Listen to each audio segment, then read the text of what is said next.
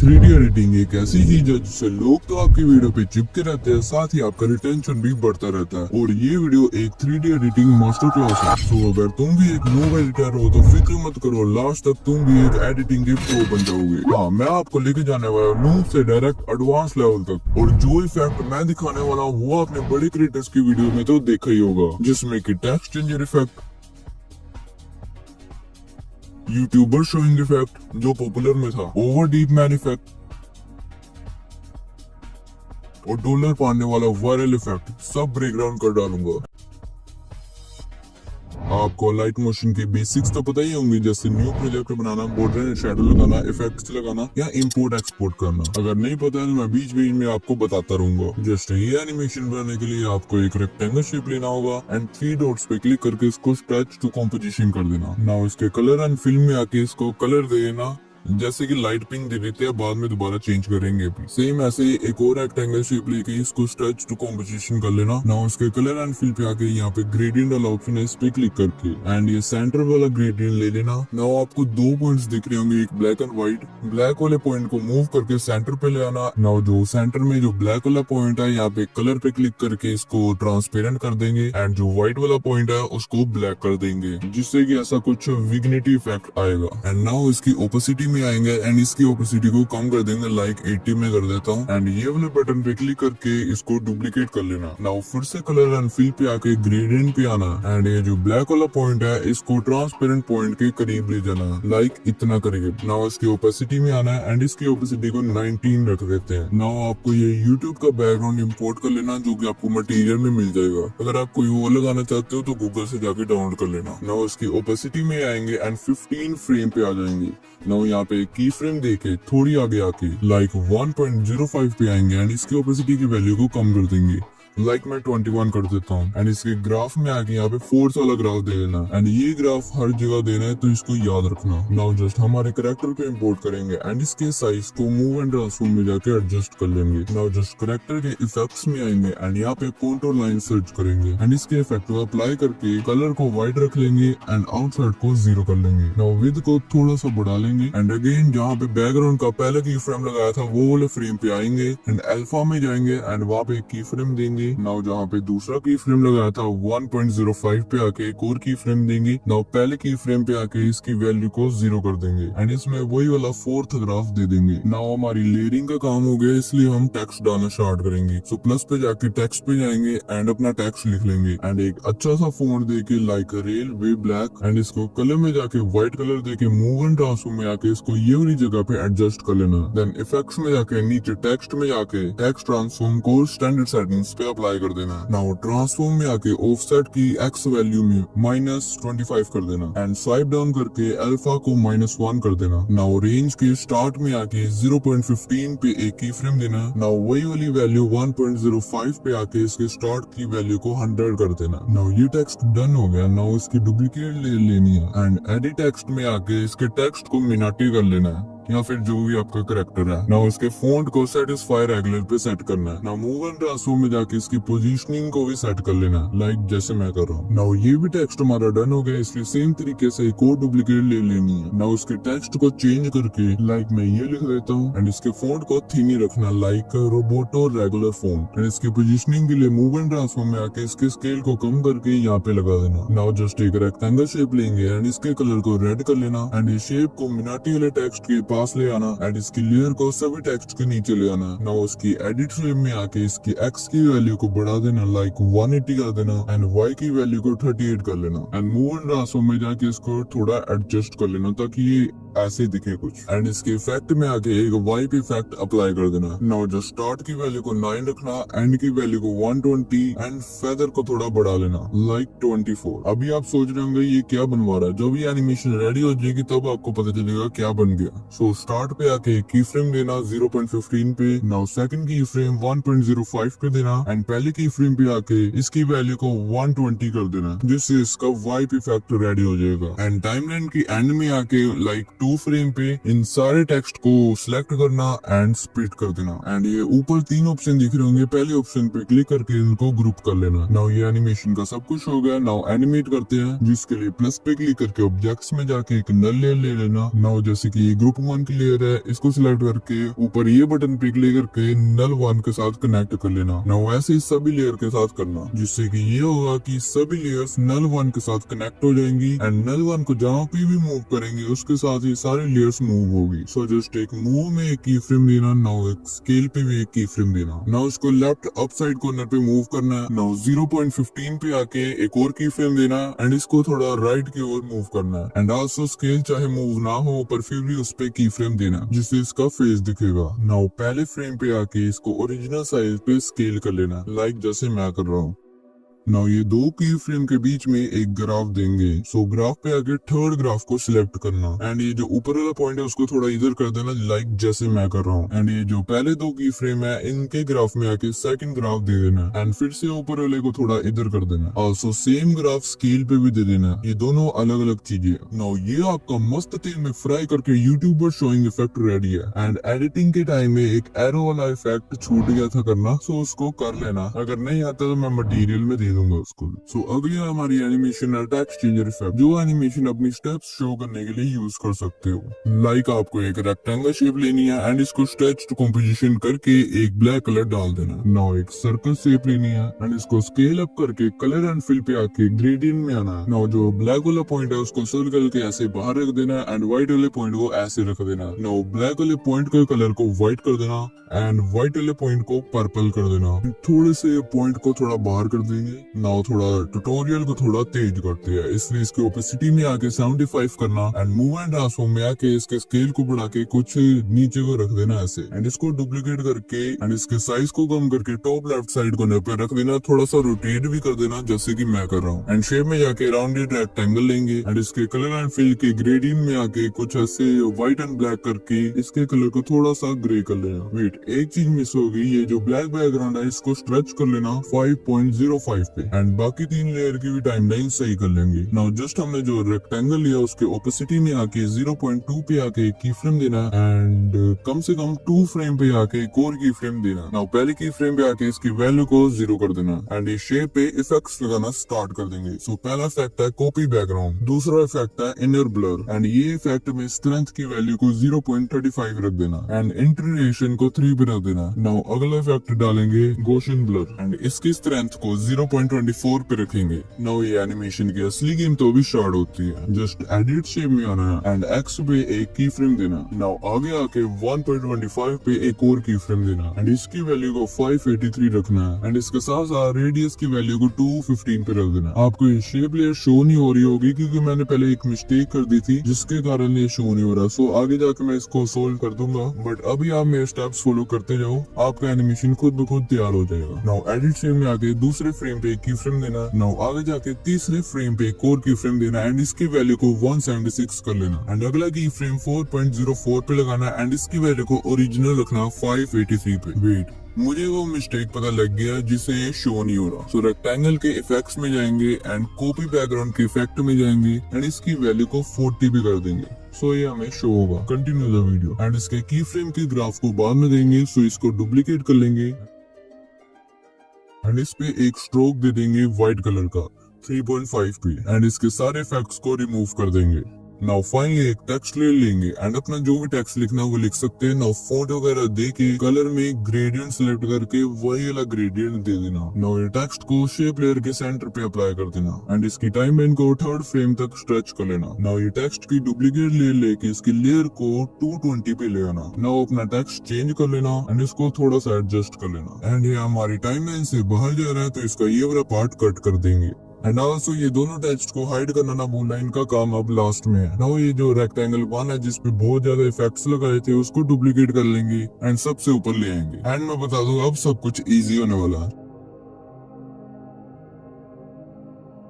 सो ये जो डुप्लीकेट किया था इसका कलर एंड फिल पे आके ग्रेडियंट में आके इसके ग्रेडियंट को वही वाला रख लेना, मतलब पर्पल एंड व्हाइट। नाउ इस लेयर के एडिट शेप में आके ये की फ्रेम पे होल्ड करके रखना, देन इसके सारे की फ्रेम्स को डिलीट कर देना। नाउ मूवमेंट ट्रांसफॉर्म में आना है, इसके पहले फ्रेम पे एक की फ्रेम देना एंड लगभग 1.25 पे आके एक और की फ्रेम देना एंड इसको स्लाइड करके पूरे एंड में ले जाना जहाँ पे ये खत्म हो रहा है राउंडेड रेक्टेंगल। वेट, ये राउंडेड रेक्टेंगल की आउटलाइन नहीं दिख रही तो इसको शो कर देते हैं एंड फिर से सर्कल के मूव एंड ट्रांसफॉर्म में आना एंड 2 फ्रेम पे एक और की फ्रेम देना है। देन 3rd फ्रेम पे आके इसको लेफ्ट को मूव करना है जहाँ पे ये जा रहा है। नाउ अगेन 4.04 पे आके एक और की फ्रेम देके इसको थोड़ा और लेफ्ट कर देना ताकि ये दूसरी साइड चला जाए। नाउ आपको मैं की फ्रेम के ग्राफ समझा लेता हूँ। सो जस्ट राउंडेड रेक्टेंगल में आना है एंड एडिट शेप में आके इसके ग्राफ में आना है एंड पहले 2 की फ्रेम के बीच में 4th ग्राफ दे देना है एंड अगले जो 2 की फ्रेम है उसके बीच में ये 2nd ग्राफ दे देना है एंड थोड़ा सा इसको नीचे को कर देना जैसे कि मैं कर रहा हूँ। नेक्स्ट 2 की फ्रेम के बीच में ये 3rd ग्राफ दे देना है एंड ये जैसे मैं मूव कर रहा हूँ वैसे मूव करना। सो ये आपकी स्मूथ एनिमेशन बनेगी। नाउ उसको 3 डॉट्स पे क्लिक करके कॉपी कर्व पे क्लिक कर देना एंड इसके जो दोनों एक सर्कल एक डुप्लीकेट है इन पे पेस्ट कर देना एंड ऐसे बाकी की फ्रेम्स के भी ग्राफ पेस्ट कर लेना।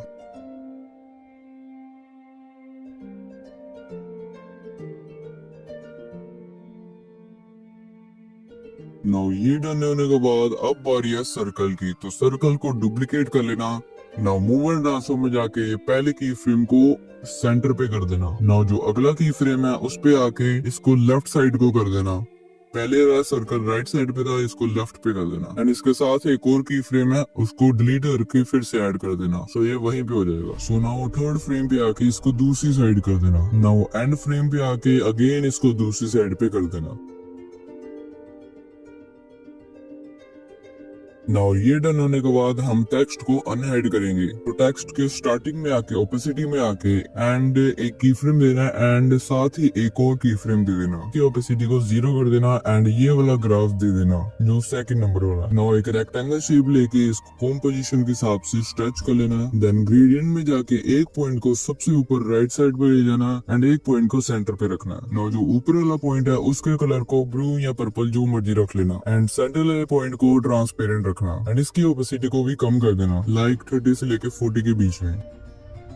नाउ यहाँ पे हमारा सब कुछ डन हो गया। अब रह गया एनिमेट करना। सो प्लस पे जाके ऑब्जेक्ट्स में जाके एक कैमरा को ऐड कर लेंगे एंड ये चौरस शेप पता नहीं क्या शेप है इसकी, इसको क्लिक करके कैमरा को ऑन कर लेंगे। सो हमें कैमरे का व्यू दिखेगा। मूव एंड ट्रांसफॉर्म में आके एक स्टार्टिंग में एक की फ्रेम देंगे। नाउ 1.25 पे आके एक की फ्रेम देके Z पोजीशन को थोड़ी बाहर को करेंगे। सो ये सीन थोड़ा बाहर आएगा। आप सोच रहे होंगे ये ग्रेडियंट सा ब्लैक ब्लैक आ रहा है, इसको फिक्स करेंगे अभी रुको। देन 2nd फ्रेम पे आके एक और की फ्रेम देना। नाउ सीधा जंप करेंगे 4.04 पे एंड Z की वैल्यू को कम कर देंगे लाइक -1500 में एंड इनमें आप 4th वाला ग्राफ दे सकते हो। हाँ ये पिछले की फ्रेम में भी दे देना 4th वाला ग्राफ। नाउ जो ग्रेडियंट हमें तंग कर रहा था उसमें जाके इसके स्केल को बढ़ा देंगे। सो इसकी प्रॉब्लम फिक्स होने के बाद एक और प्रॉब्लम है, शायद मैंने अभी नोटिस की, ये सर्कल के जब हमने डुप्लीकेट किया था तो इसकी ओपेसिटी कम थी। सो इसमें जाकर ओपेसिटी को बढ़ा लेना, मतलब फुल्ली कर लेना दोनों सर्कल के। ये एनिमेशन यहाँ पे खत्म नहीं होती, आप इसमें और बहुत सारे चेंजेस कर सकते हो। मैंने जस्ट आपको डेमो में दिखा दिया कि इसको कैसे बनाते हैं, बाकी एडिटिंग की तो कोई हद ही नहीं है। सो जाओ हद पार करो। अगली एनिमेशन की ओर बढ़ते हुए ये है हमारा डॉलर पाने वाला वायरल इफेक्ट। तो इसके लिए जो भी ये टेबल टूबल है ये तो आपको मटेरियल पैक में मिल ही जाएगा। सो इसमें इंपोर्ट कर लेते हैं। सो सबसे पहले तो टेबल की टाइमलाइन को स्ट्रेच कर लेंगे 3.21 पे। नाउ डॉलर की PNG को भी अपलोड कर देंगे एंड मूव एंड ट्रांसफॉर्म में आके इसके 1.24 फ्रेम पे आके की फ्रेम देंगे एंड एक रोटेशन पे भी देंगे। नाउ स्टार्टिंग में आके इसको रोटेट करके नीचे को कर देंगे एंड इसमें कुछ ये 4th वाला ग्राफ देंगे एंड थोड़ा सा इसको आगे और ऊपर वाले को थोड़ा पीछे कर देंगे एंड डॉलर की PNG की टाइमलाइन को सही कर लेंगे एंड 1.28 फ्रेम पे आके एक स्प्लिट मारेंगे एंड जो स्प्लिटेड लेयर है उसको डुप्लीकेट कर लेंगे। नाउ प्लस पे क्लिक करके वेक्टर ड्राइंग को सिलेक्ट करेंगे एंड यहाँ पे कुछ क्रैकिंग मतलब जैसे कि नोट पाड़ो इफेक्ट डालेंगे। लाइक यहाँ पे एक पॉइंट डाल के डबल क्लिक करके पॉइंट डालेगा एंड इसके सेंटर पे आके डबल क्लिक करके फिर से पॉइंट डालो। नाउ थोड़ा सा लेफ्ट थोड़ा सा राइट ऐसे करके इसमें क्रैकिंग वाला इफेक्ट डालेंगे जैसे कि मैं कर रहा हूँ एंड ऐसे ही एक और वेक्टर ड्राइंग लेके इसका दूसरा पार्ट भी सिलेक्ट कर लेंगे। तो ये सब होने के बाद हमारे पास $2 की PNG तो है, उसमें से एक सिलेक्ट करके एंड एक शेप लेयर को सिलेक्ट कर लेना है। ना ऊपर 3 ऑप्शन हो गए, सेकंड वाले ऑप्शन पे क्लिक करके इसको मास्क कर लेना है। ना जो हमारे पास दोनों लेयर बचे हैं उनको भी सिलेक्ट करके मास्क कर लेना। सो ये हमारा नोट अलग अलग हो जाएगी, मतलब बीच में से कट जाएगी। ये होने के बाद 1.28 फ्रेम पे आके एक वेक्टर ड्राइंग बनाएंगे। फर्स्टली ये जो भी आधा सा नोट है इसको थोड़ा सा इधर कर देंगे सो ये हमें नोट के बीच में जो क्रैक्स हो गए वो दिखेंगे। सो वापिस से वेक्टर ड्राइंग में आके यहाँ पे जो क्रैक्स है उनको सिलेक्ट कर लेंगे।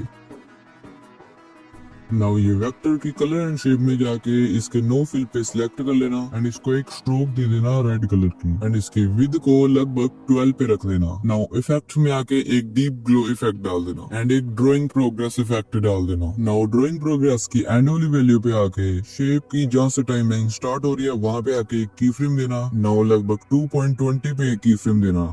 नाउ पहले की फ्रेम पे आके इसकी वैल्यू को 0 कर देना एंड इसको फोर्थ वाला ग्राफ दे के स्टार्ट पे आके 2.03 फ्रेम पे एक की फ्रेम देना एंड सेकंड की फ्रेम से थोड़ी आगे आके 2.24 पे एक की फ्रेम देना। नाउ इसकी भी वैल्यू को 100 कर देना एंड इस पे भी फोर्थ वाला ग्राफ दे देना एंड मूवमेंट ट्रांसफॉर्म में जाके इसकी स्केल को थोड़ा बढ़ा लेना एंड ये कुछ ऐसा सा बना। नाउ नोट के हमने 2 हिस्से किए थे तो उसमें से कोई भी एक हिस्से पे आके मूवमेंट ट्रांसफॉर्म में आके रोटेशन और मूव पे एक की फ्रेम दे देना। नाउ थोड़ी सी आगे आके लगभग थर्ड फ्रेम पे इसको थोड़ा सा रोटेट करके साइड पे कर देना एंड इसको फोर्थ वाला ग्राफ भी दे सकते हो। नाउ इसके दूसरे पार्ट पे आके सेम ही चीज दूसरी साइड पे करनी है। सो ये हमारा थोड़ा कटिंग वाला इफेक्ट बन जाएगा। नाउ यही जगह पे एक अपना टेक्स्ट लिख लेना एंड उसको कलर वगैरह दे के एक डीप ग्लो इफेक्ट डाल देना। उसके बाद दोबारा इफेक्ट्स में आके टेक्स्ट में जाके एक टेक्स्ट ट्रांसफॉर्म का स्टैंडर्ड सेटिंग्स पे एक इफेक्ट डाल देना। नाउ मेरी तरह सेटिंग्स कॉपी करते जाना। नाउ उसके इफेक्ट में आके नीचे आके ये जो इंटरप्ट पता नहीं क्या लिखा है इसमें ईज आउट को 100 कर देंगे एंड ओवरलैप को 64 कर देंगे। नाउ ऊपर ट्रांसफॉर्म में आके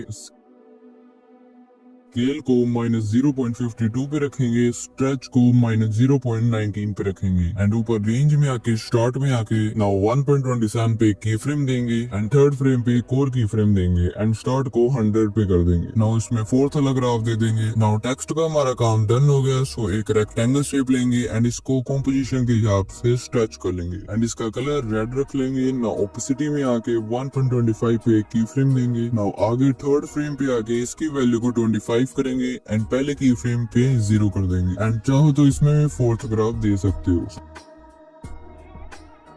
तो इसको एनिमेट करने की बारी आ गई। सो प्लस पे जाके ऑब्जेक्ट्स में जाके कैमरा लेयर को ऐड कर लेंगे। नाउ जो स्टार्टिंग में की फ्रेम देंगे एंड लगभग 1.17 पे की फ्रेम देंगे एंड पहले की फ्रेम पे आके जेड पोजीशन को थोड़ा सा पीछे कर लेंगे, मतलब बाहर को कर लेंगे। सो ये थोड़ा जूम होगा। नाउ 1.17 के आगे 1.25 पे की फ्रेम देंगे एंड थर्ड फ्रेम पे की फ्रेम देंगे एंड इसकी जेड की वैल्यू को बाहर को करना है। सो ये जूम आउट होगा एंड ये कैमरा की मूवमेंट्स में भी अपना की फ्रेम ग्राफ दे सकते हो। तो ये हमारा कुछ बना। वेट, इसका कलर से नहीं लग रहा ब्रेकडाउन का। सो मैंने टेक्स्ट के कलर को व्हाइट कर दिया जो कि अच्छा दिख रहा था एंड एक RGB लाइट लगा दी एंड इसकी वैल्यू को भी कम कर दिया। नाउ ये हमारा एनिमेशन डन है।